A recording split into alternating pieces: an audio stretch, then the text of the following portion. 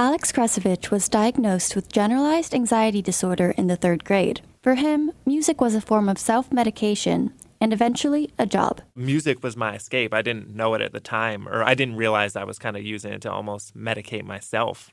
But it played a huge role in me kind of just dealing with the symptoms and just kind of help me get out of my own head or, explore my imagination or whatever. So then when I got older, I realized I could do this as a job. That would be the coolest job ever. While earning his undergrad at Cornell and then his master's at Georgia, all Kresovich wanted to do was make music. So when he graduated in 2012 and later moved to LA to do just that, he thought it would be a dream come true. Getting the things I dreamed of, while it had its sense of fulfillment, it wasn't something that really makes you happy. After 3 years in the City of Angels, Kresovich moved to North Carolina and started his doctorate at UNC.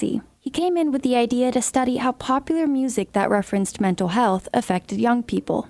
I think music is one of the most powerful things in the world, and I think that these artists and these songs can be used as part of public health initiatives to really help promote, positive mental health behaviors, self-care, meditation, going to therapy, just depending on people's resources and stuff. People listen to musicians in a way that they don't listen to doctors or their parents. He thinks the effect music has on young people's attitude towards mental health is a vastly understudied topic. If we study things like the correlation between video games and violence, why not music and mental health? There are new studies now. Young people are listening to music 40 hours a week on average. If they're listening to songs with these messages and no one's paying attention to that. Kresovich studies artists who are starting to open up the conversation about mental health with their music on and off the stage. Artists like North Carolina-based rapper J. Cole. He did his song Friends, where he advocates for meditation, and he had people meditating on stage with him. So I think he's been a fantastic advocate, and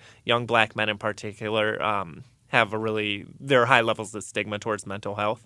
So having him just even open up that conversation is fascinating. Kresovich's research and data indicates that references to depression, suicidal ideation, and mental health metaphors have gone up significantly in the last 20 years. I think the conversation's changing.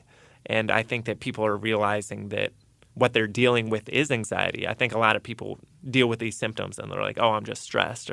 But it's no, that's an actual thing. While popular music is starting to impact how we talk about mental health, the issue of treatment is another battle entirely. Research shows 1 in 5 adults in the U.S. experienced mental illness in 2018. That's over 47 million people. But of those people, 57% go untreated. And even if they are treated, the average delay between the onset of mental illness symptoms and treatment is 11 years. Kresovich is hoping music with a message will keep working to close that treatment gap, especially for young people, as they work their way through some of the most formative years of their lives. For 97.9 The Hill, I'm Elle Kehres.